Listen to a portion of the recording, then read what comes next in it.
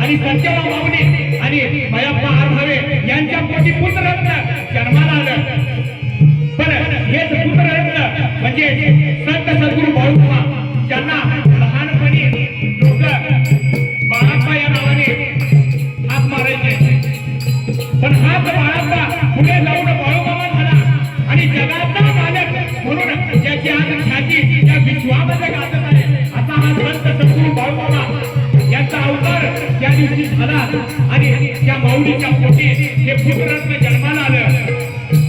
पण हे पुत्ररत्न ज्यावेळी जन्माला आलं ना त्यावेळी त्यानंतर त्याच्या लीला बघून गावातील मंडळी म्हणू लागली